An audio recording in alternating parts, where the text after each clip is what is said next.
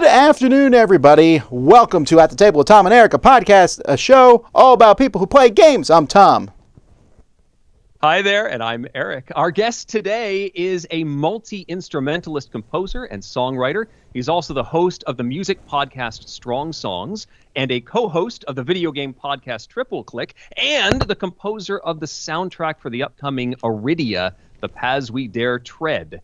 He's also admitted to playing a board game or two. Please welcome Kirk Hamilton. Hello, Kirk. Hello, everyone. Hello, Tom. Hello, Eric. I'm so happy to be here. I have been looking forward to this for a while. We're going to get into your history and the process of writing a soundtrack for a board game. But before that, Tom, there's a slight major event that I'm sure you want to mention. Thank you. I was going to interrupt you supporting the channel. Regardless. If you like the Dice Tower and you want to continue to support us, our Kickstarter is running live right now as we speak. Just check out dicetowerkickstarter.com. There's a lot more information there. I don't want to waste your time here because I want to talk about music. Also, this game is on my most anticipated games of the coming year. Actually, I think it was on my most anticipated games of last year. But games get delayed. But we're also talking about music, which is something I like a lot. And video games, good. which I like a lot. And hey, I like those too. So we don't need you, Eric. We can handle this from here. Yeah, you guys could just go running. So we like to get some basic info down at the beginning, right off the bat. Where are you right now, Kirk, and where'd you grow up? I am in Portland, Oregon right now, and I grew up in Bloomington, Indiana, in southern Indiana, home of the Hoosiers. Very nice. So you're a Midwesterner like myself. I grew up in Kalamazoo, Michigan, so not too far away from there. Mm-hmm. So looking back, what is your earliest memory of playing games, either video or board? Well, I mean, I have a lot of board game memories of being a kid and playing the game of life with my family, which I haven't played in a long time. I don't know if that game holds up. Is that actually a good game, the game of life? No. It's not, right? It's not. But isn't it true that if you have more money, you win? So, like, it's actually maybe a profound commentary on No, it's an educational game. Right. Like, Sure. be a lawyer or be a doctor and you'll be fine. They've tweaked it a lot over the years. There's a newer okay. version of it now that has more diversity in careers and it's some more viable paths, but it's still roll the dice and hope good things happen to you. Is influencer or like podcaster, is that one of the careers you can have in the game of life? Might be. You know what? They tried to update the game recently, and it's almost like, guys, don't even try. Also, as much as my job is, I hate to use the word influencer, but involved in online media, you could say a creator, a content creator. Yeah, content creator. I don't like that word either, but it's better than influencer. I get a little concerned when kids are like, that's what I want to be. I'm like, great, but about what? Oh, yeah. You can't just, that's like, you got to have more meat to it than that. Mm-hmm. It Both helps to of my start with the kids. thing you're into and then start making stuff about it. Both of my kids want to do this as a career path, and it's hard for me to argue because I've basically been working for a YouTuber for a long time now. And, it's hard to dissuade them. Hopefully you've come up with a good script, Tom, for doing that. You can always look and just say, well, my kids don't want it. 20 years ago, well, by the time they're old enough to need a job, it's going to be something completely different, right? Like it's going to be who even knows what. So, it sounds good now, but who knows what content creation is going to look like in 15 or 20 years. So let's move on to your musical career, Kirk. Did you have like major formal training? Is that what you went to school for? I did. Is music? Yeah, I was a jazz performance major. I went to the University of Miami in Coral Gables, Florida, where I studied jazz saxophone performance. So I was a serious jazz head for a long time.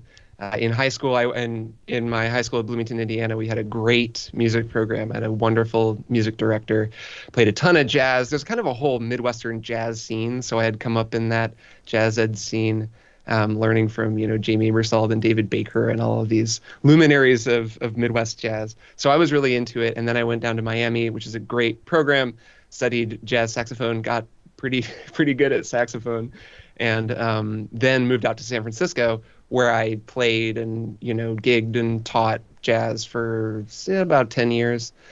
and then sort of fell into writing about video games. But yeah, I was formally trained. At least, I mean, I wasn't so formally trained that I like, went to a classical program and learned composition or counterpoint. I took classes in that, but a jazz education is a little more like practical and formal or informal, I suppose, than going to Juilliard and studying violin performance. But then these days, I mean, especially I graduated almost 20 years ago. So these days, a jazz degree has also become quite formalized and standardized. I was sort of at the beginning of that happening or in the middle of that happening. So anyways, yes, I have a degree in music for whatever that's worth. Okay, so well, you mentioned. Okay, I want to cut in here because this is important because I want to talk about Eric has specific stuff here, but I want to talk about the combination of these two things, music and video games, and I want to know what your top 5 or so video game soundtracks are. Oh man, I was just trying to answer this question. It's really hard because there's music in games that I mean, there's so many games with great soundtracks that I love. A few that come to mind, I guess. I love the music for Grim Fandango, Peter McConnell's music for that game. Did you guys ever play that LucasArts adventure game? Yeah. About Dia de los Muertos? Is that it? The Day of the Dead. Yep. Really killer jazz soundtrack with some just really nice stuff. I love Peter McConnell's composing. I mean, Final Fantasy VII is a great one. Uematsu is the GOAT and wrote so much cool stuff. The Final Fantasy VII remake that came out, I guess, 2 years ago now. Yeah. The music in that and the reimaginings of some of the musical themes in that are just absolutely incredible. It's a whole team of composers at Square Enix doing that. And I love the way they're kind of in conversation with his original music. So I like series like that. Everything Koji Kondo did for Legend of Zelda and for Mario. I did a Strong Songs episode about The Legend of Zelda recently, and it was a similar experience where Koji Kondo, I'm sure a lot of people listening and watching this know, was like the Nintendo composer. He wrote the Zelda theme and the Mario theme and a ton of other classic Nintendo themes. And his Zelda music, I mean, he composed music for Ocarina of Time, which is kind of the deepest bench of compositions in a Zelda game. I don't know if that's technically true, but there's a ton of different famous themes in that. And now if you play a modern Zelda game like Breath of the Wild, or I'm sure Tears of the Kingdom, I'm so excited for the soundtrack to that because it'll do the same thing. There are now composers who he composed some on Skyward Sword, I guess, but I don't think he's doing too much active composition now. But they have so many composers there who will work with his original themes and rework them. And people were doing the same thing for FF7, for FF7 Remake. And that I just think is a really fun process. It's kind of like, I mean, it's not covering exactly, it's not sampling exactly, but it's that same kind of creative repurposing that a lot of music creation is, where you're taking old ideas and putting them through a new filter or combining them with other things. And it's really cool whenever composers do that in video games. So that's part of the answer, is just those are good composers writing good music that's, tied to emotionally evocative scenes. When we hear Aerith's theme from FF7, everyone has so many emotions bound up in that because of the story of the game. But then there are games like, I was just playing Tetris Effect, which is a game I just kind of play from time to time. Have either of you played Tetris Effect? Do you know this game? No, not that one. No, just Tetris. So it is just Tetris. So it is still Tetris, but it is a recent, I don't remember what year it originally came out. There have been Tetris Effect Connected came out, which is a multiplayer version. But it's a version of Tetris that is designed to be this like synesthetic musical rhythm experience where there's a soundtrack that's like an ambient soundtrack. It's a lot of electronic music and kind of house dance stuff, really like ethereal music, I guess I would say, composed by a bunch of different artists. And then the game, because Tetris is this very rhythmic game, as you're playing it, and especially this type of Tetris, which is modern Tetris, where you rotate the tetrominos and you can press down on the D-pad and they move down quickly, or if you press up on the D-pad, they slam down instantly.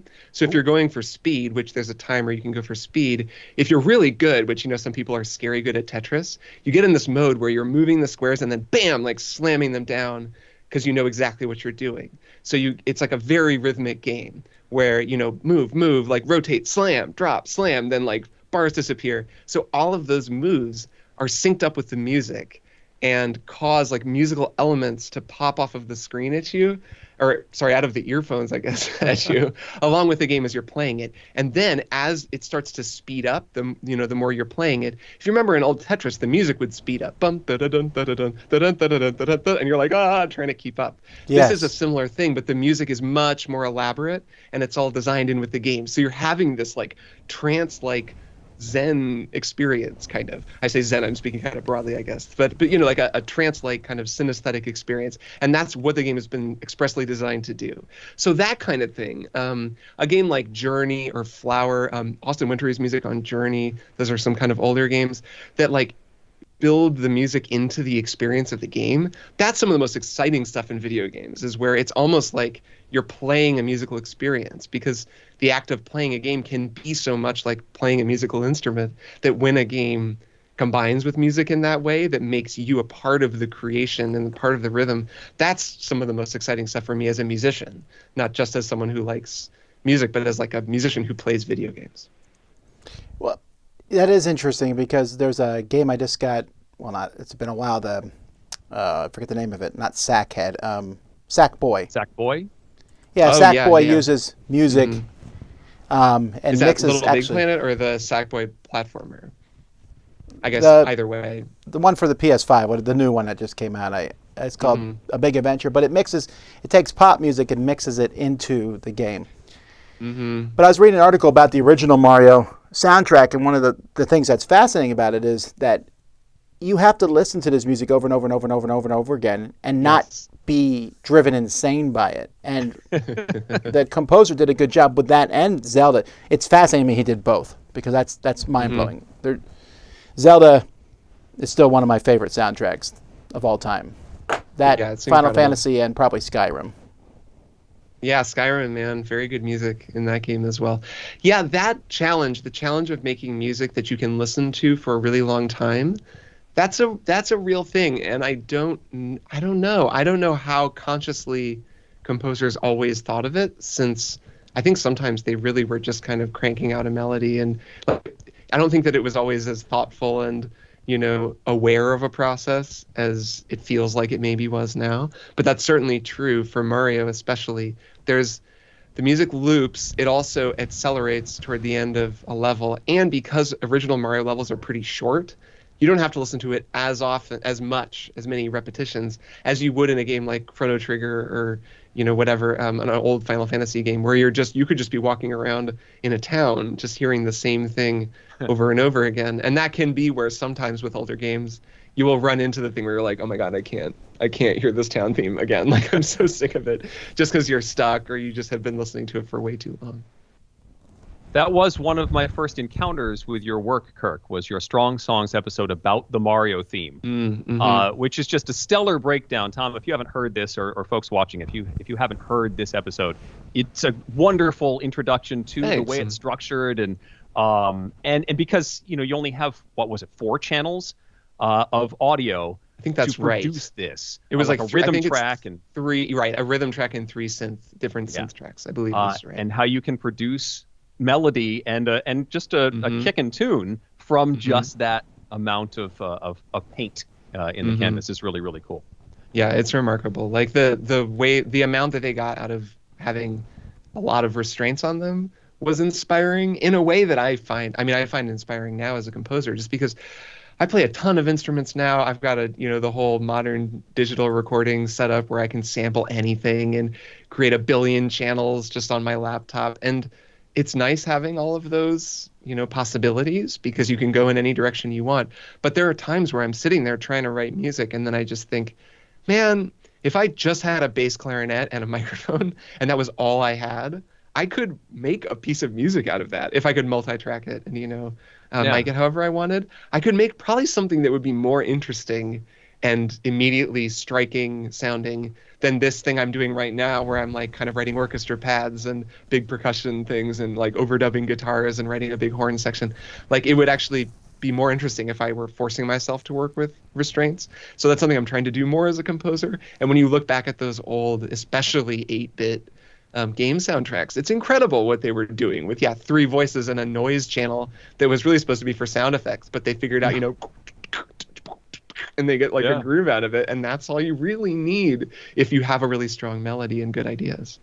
Well, we've started talking about composing, which I feel like is a pretty good segue to our big discussion of the episode. One of the reasons that I asked you on the show, Kirk, is that I asked a question on one of your shows, I don't even remember which one, about what music you listen to while you played tabletop games, and Mm-hmm. you happened to drop that you were the composer for this upcoming game, Iridia, The Paths We Tread, which is from the creators of Zaya, a wonderful space game that I've enjoyed. And this is like their next big release. Yeah. It's It's an humongous. adventure game. It's a big game. It is. With like replaceable heads and stuff. Like the production of this is really It looks impressive. incredible, yeah. But you are specifically in charge of creating the soundtrack for this. Mhm. And so I want to explore the process of creating a soundtrack for a medium that doesn't normally have one. Yeah, it's an interesting question, right? Because tabletop gaming does have a soundtrack. It just doesn't have a soundtrack in the way that we think of a film having a soundtrack, or a podcast having a soundtrack, or a video game having a soundtrack, right? There is an audio component to playing a tabletop game. It's just not necessarily intentional. It's not created by the people who made the game, which I guess is an important distinction to start with. Does that make sense? Yeah. Okay, Yes. yeah, sure. So you're talking about the ambiance of the room, the sound of the pieces clanking together, that sort of thing? Sure, and and also depending on what kind of a game you're playing, especially if you're playing like D&D or a role-playing game, the sound of any sounds that the game master is bringing in. And also, I think a lot of people do listen to music while they're playing tabletop games together. Do either of you ever put on like playlists? Do you have playlists that you use for games? I have. I know I haven't done it. Yeah, go ahead, Tom. You do it more than I do, I think. Well, I have one playlist that's just called Fight. Okay. So it's like different fighting sequences, and if I'm going to be fighting, like in a combat in a game, then I play that one. Other than that, though, I usually just try to mix and match. I'm like, oh, we're playing a sci-fi game. I'll play, I don't know, Star Trek. Whatever I'm in the mood for. I have a lot of different Right. soundtracks. I just pick one.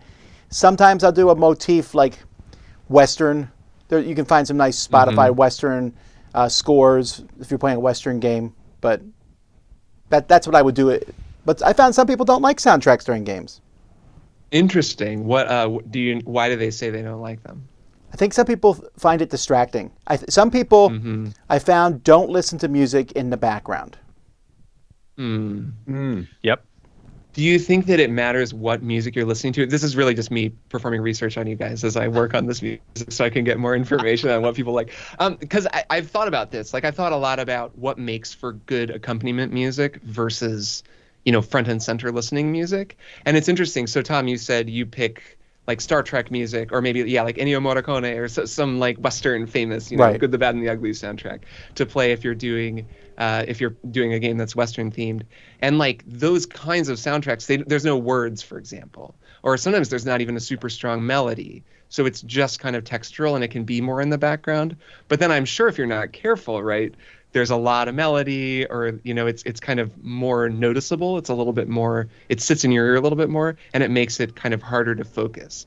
And you can't maybe focus on what people are saying because the music feels too loud, even though it's not really a volume issue. It's a busyness issue, or it's to do with the nature of the music itself. So I would imagine, and I've done this a little bit playing games, though lately my tabletop group has been playing online, so it's a little harder. I like listen to my own music, but we don't get to share it. But I would imagine that is an issue, like, or is a consideration for what kind of music you're picking. And it's definitely been a consideration for what kind of music I'm writing for this project, is like how much space to take up, when to get out of the way, and when to sort of take up a little bit more space and allow the music to speak up a little bit more. Can I ask It's a you? mental bandwidth issue too. So if it's too much information coming at you at once, and you're trying to pay attention to your turn, and the music is accelerating and the tension's building, and you're just like, just stop it. It's like Right, somebody right. poking at you. Have you taken your turn yet? Have you taken your turn yet? So I could see that being an issue. So right now, see it working. Oh, go ahead, Tom. Oh, go ahead. Go ahead and answer him first, and then I got. I could see that working in the game's favor. What's the game called where you're, is it Now Boarding, where you're managing flight paths for different airports? So in that game, I'm trying to remember the specifics, but there's a moment in that game where you have to do everything, and I think there's a timer. There's like, you have a minute. So I think first, right, you and the other team, or the other players, you're all working together, and you coordinate, okay, I'm going to put this passenger on this plane, and I'm going to move this, and each of you can only do a certain number of things. So you coordinate, and then it's like, we have 1 minute or 30 seconds or something, and we all have to do it. I could imagine music being fun there. Like, it would make things more stressful, but if you had a 30-second jingle that just played right when you started the timer, or even you didn't use the timer, you just used the music as the timer, and then this thing played that gradually accelerated as you went, it would be more of a game show kind of feel, I guess, but I could see that being kind of fun. Have you played Meeple Circus, Kirk? No.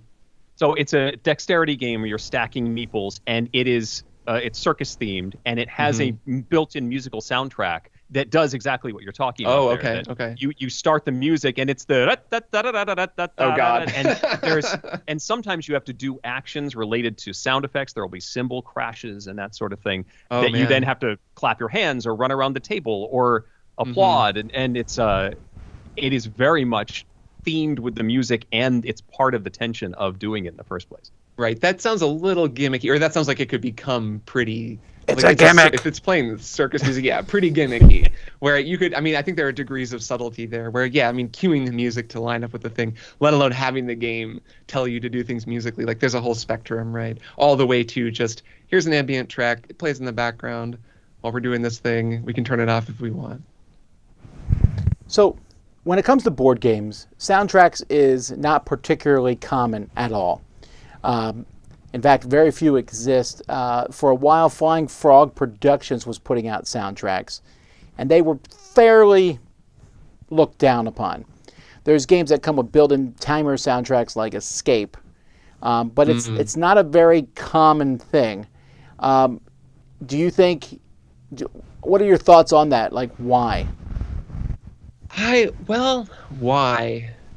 I guess I'll just say some broad thoughts on it, and maybe I'll come around to answering the question why, because I'm not sure if I have an answer for why. So Cody Miller is who I talk with. He's designing this game. He's wonderful.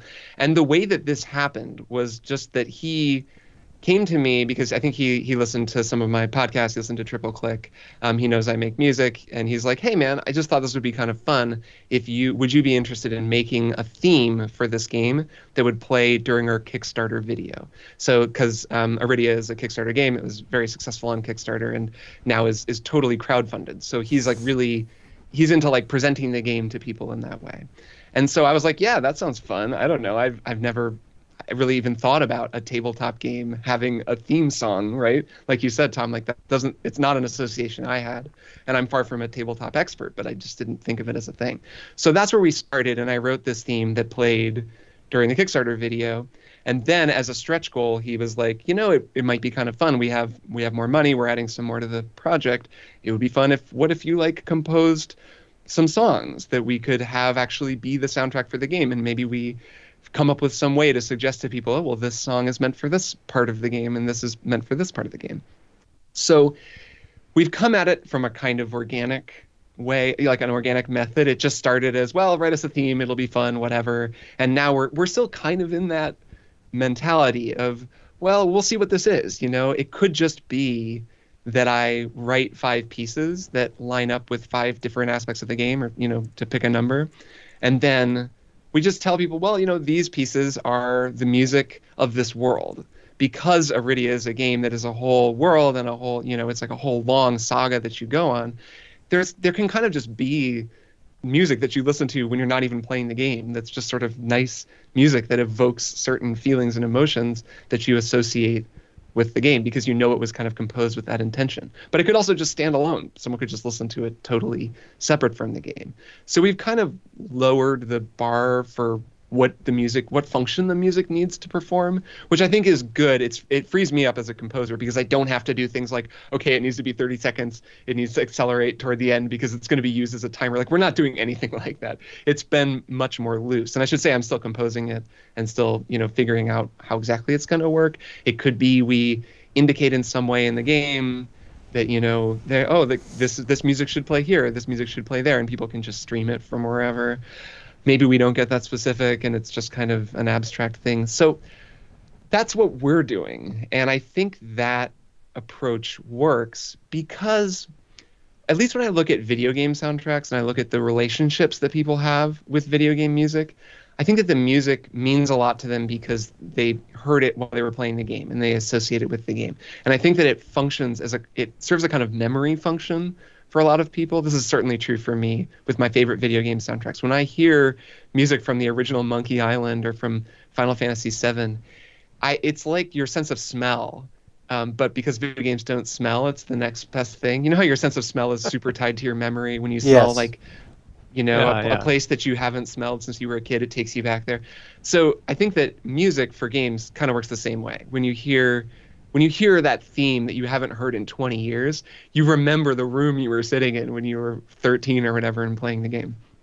And so I think that function of just hearing the music and thinking of the game and having it enhance your broader experience of the game, like your memories of the game, especially with this kind of a game, which is like a 40-hour game that you're going to be playing over a long period of time that you can replay, where you tell a whole story. I think that's a really cool thing that music can add to tabletop games that music also adds to video games. The trick, and like I said, we're figuring out how we're going to do this, is making the connection, is making it so that when you play the game, the music becomes in some way connected to that experience. That's where you get into like, well, this is kind of the town music. So while you're leveling up or while you're taking time in town, put this song on. And, people don't have to. It's fine. You can just play the game, do whatever you want.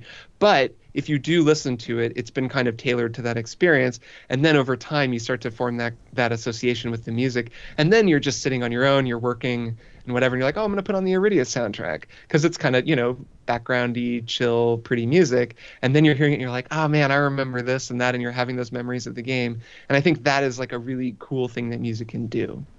So those are some thoughts. I don't know if that answers the question of why somebody else would compose music for a tabletop game. Well, no, it's just an interesting thing. Yeah, it's kind of what I'm going for anyways, or what I think it can offer to what is, of course, typically just like mechanics, a table, friends. It's those elements, and there isn't really a musical element. Usually I'm not interested in this sort of thing, but it's becoming more interesting. The upcoming game from Ryan Laukat from Red Raven, the sequel to Sleeping Gods, they're making their own soundtrack for that. And I was watching, they're recording it on real instruments and adding in voice. Sure. And it's amazing. And so I was going to ask that. So what is your tools for making a soundtrack? Well, I don't really know yet. Since we started it as a pretty small thing, like I can do a lot myself these days. Like I said, I'm a saxophonist, but I play pretty much every main kind of core instrument, piano and guitar and bass and drums, and can sing and, play a bunch of different weird woodwinds that you can see behind me. So I can do a lot myself, which is nice because it makes it easy to experiment with sounds and kind of just try a bunch of different textures. But I do like working with other musicians, because when you work with other musicians, it becomes something else. Like you bring in a drummer or a percussionist and you're like, okay, I've got these 5 tracks. Let's just sit down with some mics on some drums and figure stuff out. Then you have someone else's creativity in the room. And then that's where like sparks happen and you record things and you get stuff in the moment that you never would have thought of. So it's collaborative in a way that I guess any tabletop gamer would understand, that you can play Sherlock Holmes by yourself and solve the whole puzzle. But when you sit down with 3 other people and try to solve the puzzle together, that's where the interactive magic happens. That's kind of a simplistic thing to point out. I guess everybody understands that collaboration is fun. So anyways, the budget, we don't have like a huge budget for this or anything. It's kind of just like, do whatever you want and maybe we can expand it. So it's a little open-ended. I've hired, I had a trumpet player come play on the theme, a friend of mine. And I think it'd be fun to get a couple other people in, maybe get a couple of vocalists, if like not for words, but for kind of vocalese, ahs and oohs, and to get some choral sounds with voices that are more than just mine. So I might hire people, but mostly it's just, you can see behind me, this is my little home studio, which is as many instruments as I can cram into a converted bedroom, and as many microphones as I need. And I just am going to layer things that I think sound good and then try to center in on a different timbral and emotional identity for each piece. So, we're going to have a piece that's like more action-oriented and a piece that's more mysterious and a piece that's more calm and safe. And so for each of those, I'm kind of going for a different sound, because I can, especially with samples and digital recording, I can do anything. It really opens a lot of doors for making them all sound very distinct. So I imagine your goal is to release the soundtrack at the same time as the board game's release. Yes. Does your finish line change as the production schedule moves forward or backward? I want to finish earlier. I mean, I'm kind of like I'm in process on a few different pieces, and I'd like to be done pretty soon. It's easy to look at Cody's timetable and just at the game's timetable and be like, well, all right, we don't have to have anything done for X amount of time. And of course, games get delayed. They're going to finish it when they finish it, and I'm not at all involved in that part of the production. So my goal, just as essentially a freelancer who has been brought on to do this, is to just like get really good music done way in advance of them needing anything, so that they're just totally ready to go, and so that I have time to be like, if they come back, we're thinking about length. Length is a big question right now, because I can compose a 2 or 3 minute piece that's sort of like the theme that I wrote for the trailer, right? That has a beginning and a middle and an end, but that's kind of different than a piece that you'd want to write to accompany a sort of lengthy section of the game. If people are going to be out exploring or just doing sort of mid-level stuff, or like having a really climactic encounter, the music needs to be a little bit different. It needs to be able to loop. It needs to have some of those things, Tom, that you were talking about earlier, where you have to hear it on a loop and not get sick of it. So it can't just be like the theme over and over again. Maybe the theme plays the first time, then it drops out, then it gets even more ambient. Then, you're kind of changing textures, just not to distract people, but just to keep their ear from identifying the loop, which can then cause a kind of unfortunate, experience for a listener. So some of that might even require some testing. I don't know how far we're going to go into that realm, but it's the kind of thing where, if we were really doing this, if this was like, had really blown up and it was like, I am a professional tabletop game composer and this is my job and I do it for a living and I'm being hired by everyone to do it, then I would, be like bringing on a team of musicians and like really writing it out. And I would want to test the music with the game, which I think would be really fun to do here. We haven't figured any of that out, but that might be a fun thing to do. Really, because it's pretty low key, it's kind of a stretch goal. We're just doing it for fun. We have the opportunity, if we're able and if I'm able, to sort of stretch out and do that kind of thing. But we're not guaranteeing it, or it's not necessarily something that we have to do. But yeah, I would think you'd want to test it and really see how it feels, because that's the kind of thing where I can think it's going to go one way, but if I see people playing and using the music, I'll have a completely different feeling, like, oh my God, this is horrible. Like, I need to change this completely. Like, this isn't working at all. Like things that I would have thought would work would not work, or vice versa. Things that I maybe didn't think were that good work better than I would have thought. So yeah, I don't remember where we started this. I've just been talking. Oh, we're time to get the questions anyway. Indeed. Well, I'm excited to hear it, and looking forward to the finale of your process as you work. Cheers, through me it. too. We did ask for questions before the show, and we have a few that we wanted to get to. Jonathan is going to kick us off. What is your favorite music-themed game? My favorite music-themed game. Let's think. I'm going to say a recent one, and that's Trombone Champ. Can I say a video game for that? Oh, sure. Why not? Just because I think that game is really brilliant and deserves a little more credit for its cleverness than it got. So are you both aware of Trombone Champ? I'll explain it anyway. I am not. Some listeners might. I know of it, but I haven't had a chance to play it. Okay, so you've probably seen videos of people playing it. So this is a game that came out last year. This game made my top 10 list for 2022 because, okay, so it's Guitar Hero. So like a game where music plays and then you have to line up your performance with the notes as they go by. Trombone Champ is the same idea, but it looks different. So it's just you're a trombone player. There's actually a lot of lore. There's a whole story. There's like secrets and, there's like a prophecy and you're the trombone champ who's going to come, and I don't even remember. There's a whole story. But basically, the way it looks is you're kind of a Nintendo Mii, like a little avatar with a trombone. And then it's I think a one-button input game. So you can play with like a mouse or with a joystick. And then there's just kind of a line, and then you have to line up your cursor with the notes as they go by. And then it's all public domain music. It's, well, Tom. Let me tell you, it is hard. It's supposed to be. So it's all public domain music. So it'll be like the William Tell Overture. And then you're the trombone soloist in the William Tell Overture, which is totally a thing. If you've ever heard the William Tell Overture, you know that piece prominently features a trombone out in front of the orchestra. It does not, but in this version it does. Okay, because I was like, I'm sitting here playing it in my head thinking, there's no trombone. What are you talking about? So it starts out, and then you have to play, and you totally beef it. I mean, it is not possible to play. I mean, it is possible to play it right, but not when you start. So you're like, and you're totally terrible, and it's hysterical and very, very funny, and you're playing it and laughing and trying to match it up, because as you press the button, it's like moving the slide. Since the trombone is a slide instrument, it can just be like up and down, and that kind of slides in and out and raises your pitch. And the genius thing about this game, I know I've talked about it already too much, but what's brilliant about this game is that it allows you to fail in performance, and that's actually designed into the game, which is different from a game like Rock Band or Guitar Hero. Because in Guitar Hero, when you play Guitar Hero, you're strumming along, the jewels are going, you're playing whatever, Carry On Wayward Son, and then you make a mistake, and the guitar just cuts out. So it's like, and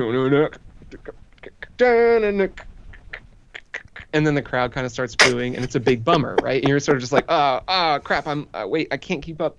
And that's because they have like an isolated stem from the master recording, and then they're muting it when you make a mistake. So it just cuts the instrument out. So in Trombone Champ, you play, anytime you press the button, you get a note from the trombone. And when you slide your mouse, the note slides. So no matter what happens, you're making music. Just bad, terrible sounding music that's like purposefully designed to be difficult to play. So you're performing badly. And so instead of getting muted notes, you're getting a like terrible, approximation that you can only barely tell is supposed to sound like the William Tell Overture or whatever other piece. So I think that is a really smart decision, and the trombone is a very smart instrument to pick because it is a like glissando-based slide instrument. So anyways, that's a music game that I think is really, really clever. And in addition to being funny and leading to a lot of viral videos, anyone who hasn't seen videos of Trombone Champ, you got to go watch them. They're everywhere. I will do that. I think that it was also you'll enjoy it. And it is a very clever game, I think. More clever than people gave it credit for. Cool. That's one. I mean, I could list a million more, but no, we gotta get we can do whatever. The next question is, what's the strangest request you've received for an episode of Strong Songs? Ernest wants to know. This is an interesting one. I don't know. A lot of times people just want me to break down their favorite song. And sometimes those are songs that would be very difficult to do. Like they'll just write in and say, can you do, a lot of people want the Mariah Carey Christmas song, but there's kind of like a whole cottage industry of people breaking down that song. A lot of people request Christmas music. You'd be surprised. They'll write in and be like, what's your favorite Christmas music? And I usually take the month of December off. So I'm like, sorry guys, I'm not doing that. Not going to be able to do that. And then I have a lot of Australian listeners, so I've joked about this with them, but a lot of people will write in to request, good Australian bands that I haven't heard of. But then I do get a fair number of requests for You're the Voice by John Farnham. Do you know that song? You're the voice on the sound. Whoa. I like that you sing all the songs that you're telling us to do. This is great. I want to make sure people know what I'm talking about, even if they just have to listen to my terrible falsetto version. But yeah, so that song, which is apparently the unofficial theme song of Australia, though then I'll make this joke, and then a lot of Australians would be like, oh my God, I hate that song. Everyone hates that song. It's the most basic crap. Like, don't ever make an episode about that song. So that is something that comes up from time to time. I don't know if it's strange necessarily. It's sort of understandable. But I do like to think about my Australian listeners just because I have an unusual amount of listeners in Australia. And I'll do something for them. It probably won't be that song, but you never know. So Coralie asks, do you have any New Year's resolutions, gaming or otherwise? I do. I have a few. Let's see. I took even more social apps off my phone. I don't really use social media very much, but getting them off my phone is a big deal. I stopped using Twitter a few years ago and got that off my phone. So that's part of it. I'm maintaining a resolution from a few years ago that I've been doing, which is no phone in bed. This is a good one because it's pretty easy to stick to. And that's just like when you're first thing in the morning, I don't look at my phone. I get out of bed. I look at my phone after I've had coffee. And then at night, I read a book. I kind of break rules sometimes with video games. If I'm playing something, I'll maybe, because now I have a Steam Deck and like that thing is so portable that I'll play it in bed sometimes. But basically, I don't look at my phone and just read the news. So man, that is one. Steam Deck. I want a Steam Deck. It's pretty great, man. I'm a huge Steam Deck fan. Anyone who listens to Triple Click, my video game podcast, knows I'm always talking about the Steam Deck. It's pretty good. It's a pretty impressive device. It does make me play games in bed more, which is not great just because, if you're playing some game right before you go to sleep, it kind of messes up your sleep cycle. But that is one. I guess that's a carrying on New Year's resolution is no phone in bed, which has been pretty good. And I also have a broad resolution to read a few more books this year than I did last year. Again, the Steam Deck kind of got in the way because it's like book-like. I can like a lot of the situations in which I read books. I'm just like, well, I'm just gonna like play some Persona or whatever on my Steam Deck, and I want to finish a few more books in 2023 than I did in 2022. All right, we have a question here in the chat. Let me find it briefly. We got to switch to this. What's the top 3 strange instruments you can or have played? Let's see. A didgeridoo. That's not that strange, but it's Nice. a pretty fun one that I've learned how to play. My parents have one, and I thought I knew how to, play didgeridoo. I thought I'd like figured out how to make the sound.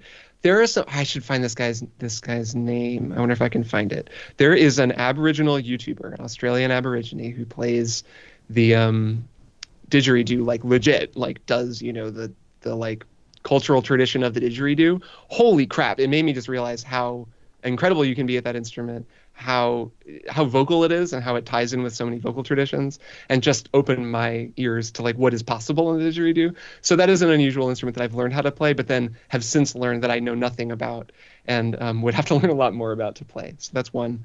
The bass saxophone is a pretty cool type of saxophone. I don't have one. I don't even have a bari sax, because man, the bigger the wind instrument, the more money it costs. And bass saxophones are crazy. So there's a contrabass saxophone, which I've never played. That's like the size of a car. And then there's a bass saxophone, which is the size of like a small car. No, it's like a big baritone sax. So if you've seen a bari sax, it has the like curl around neck that is, sort of bigger looking, but a bass saxophone has an even bigger neck than that. So I've played that. And then I guess, have I played? Yes, I played a contrabassoon once as well. I'm picking big wind instruments as the weird instruments that I've played. So the contrabassoon. There you go, all you woodwind people. You're weird. Oh, I'll pick one. Here's another one that I have in here. This is the Aerophone. If you've ever, man, one of the coolest things that they make, there's a lot of these now, is the iwi, the electronic wind instrument. Roland makes one called an Aerophone that I play, and it's like a saxophone that looks kind of like a dustbuster. I wonder if I can pull it over and show it.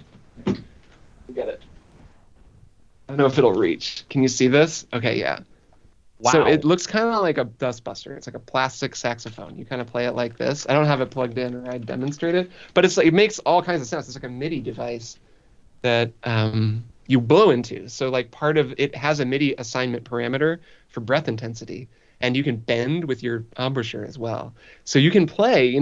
People will play iwis even on old like Genesis soundtracks. You'll hear it sometimes. It's like for like synth leads, like you can really wail on it in a way that's really cool. And then also use it as a MIDI controller for samples, which requires some kind of extra work that I haven't quite done. But that is an unusual and very fun instrument, especially as a saxophone player, because I've got all the fingerings. But now it's like, what sound do you want to have? I don't know, car horns. Cool, all right, car horn solo, and then you kind of play on it. So that thing is pretty cool too. So that's 4, I guess, but there's 4 for you. Hey, 4 is right. good. All right, well, let's get to some games. Yes, Yeah. indeed. So we call this the 1-in-1 segment. We each come with a game, and usually we do an old game and a new game. But Kirk, since you have such a great background in video games, I had you come in with a couple of games that you would consider good matches for board gamers. Mm-hmm. So I have 2 games that are from last year. They're both on my top 10 list, and they both have tabletop board game elements that I think are really cool.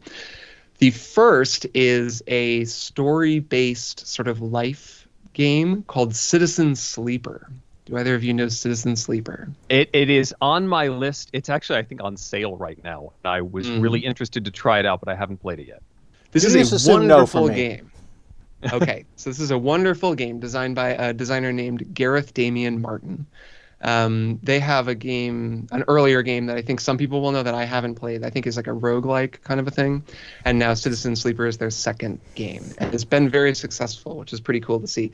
This is a game where you play as what's called it's a sci-fi sort of it starts as a kind of life survival sim, but then becomes just sort of life sim. You play as what's called a sleeper, which is an artificial life form that was generated by a human consciousness that was a person called a sleeper who signs a contract with a corporation to go into cryo sleep and have their consciousness implanted onto various automatons that are owned by the corporation and work. So it's actually the premise for Severance, or Wait, is that the show? Yes, Severance, the TV show. Really? Ooh, Which has the same okay, I'm premise. in.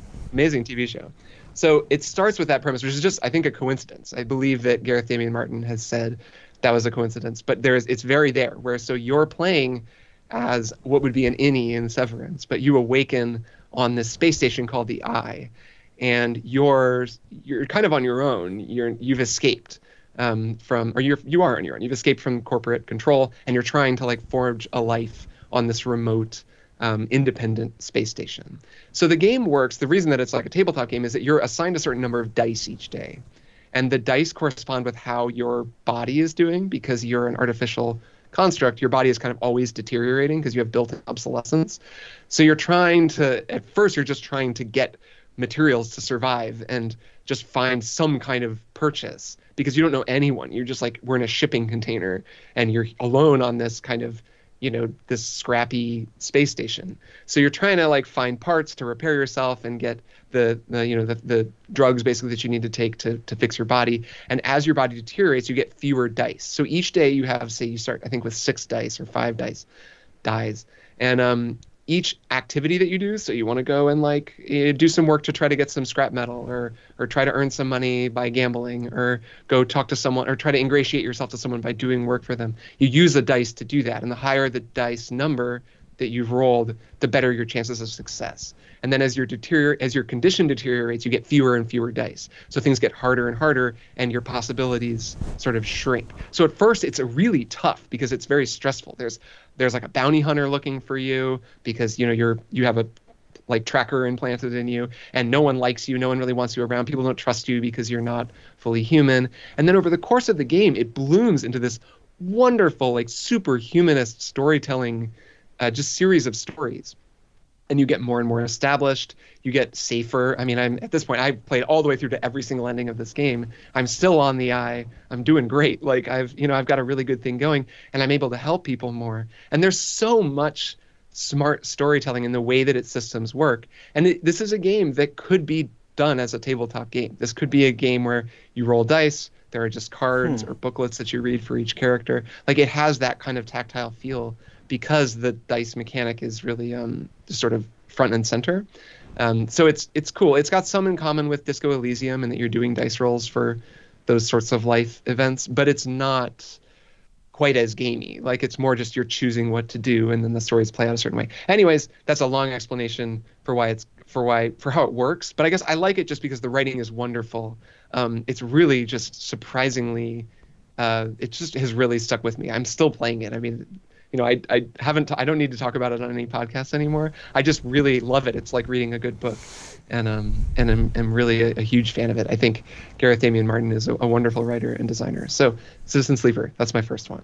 Cool. I guess I'll just do the second one too. Go for it. Yeah, sure, why not? So the second one is Marvel's Midnight Suns. Have the two of you played this game? This is also on my list. But of things to check out. this one I know about. This is money and time are the things stopping me here. Yeah, it's a time commitment. I finished this one as well, which is remarkable. It was like 50 some hours, which I don't have as much time to play games these days. But is that 50? I really got into this game. Is it really 50 hours? I mean, is it possible to play it for like 100 hours? That sort of thing? Yeah, I mean, yeah, I'd say finishing the story takes like between 40 and 60 hours. And then, yeah, you can do a new game plus. Plus, there's going to be DLC where they add new characters.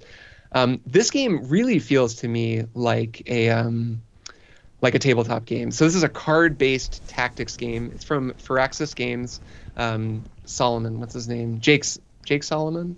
Yes, Jake Solomon is the leader, who was the project lead, or lead designer, I think, on the XCOM Enemy Unknown and XCOM 2, the recent XCOM games that came out, which are fantastic squad-based tactics games.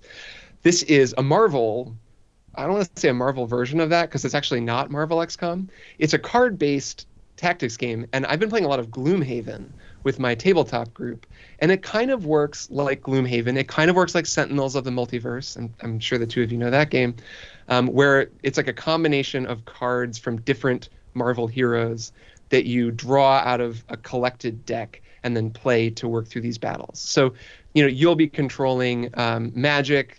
She's an X-Man who can kind of teleport people. Wolverine, everyone knows Wolverine, and Iron Man. Say that you have those three characters, and each character has their own deck that you customize ahead of time, and then the game draws for you from all three of those decks. So you have, I think, 6 cards in your hand at one time. It'll be some combination of Magic, Wolverine, and Iron Man cards.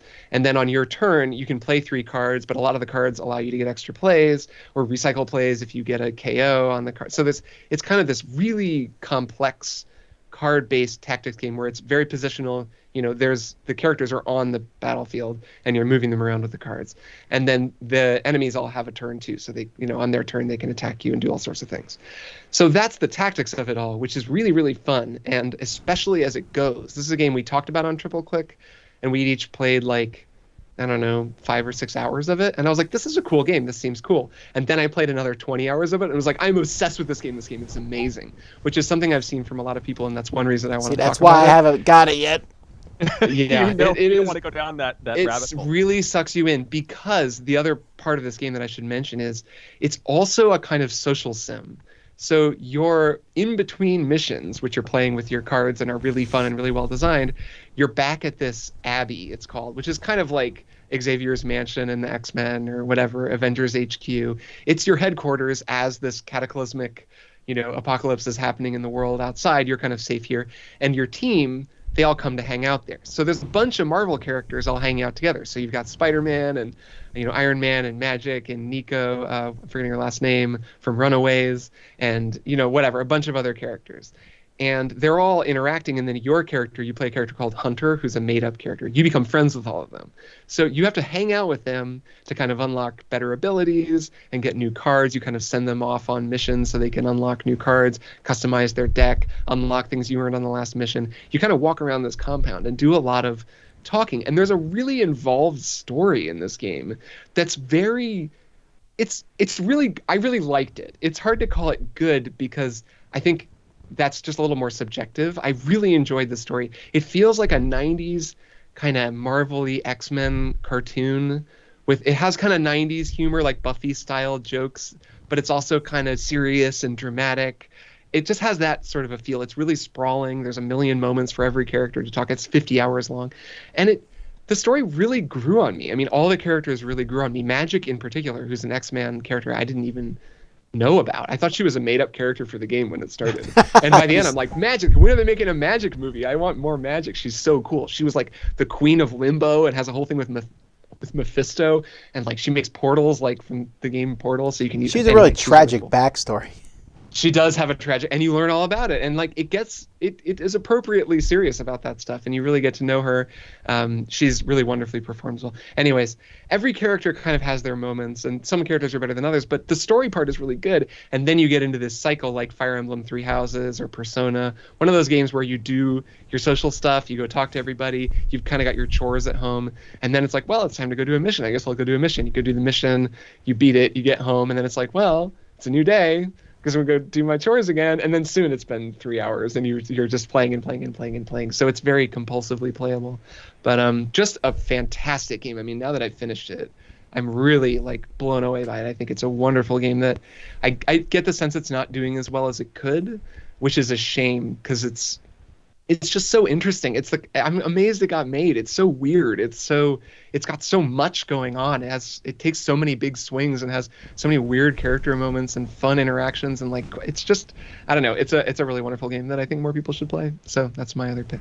Well, you've sold me, except not this week or next week. It'll still be here, and they'll patch. It's kind of buggy, so it'll definitely be better in a few months. So if you're waiting, that's not a bad thing to do. Okay.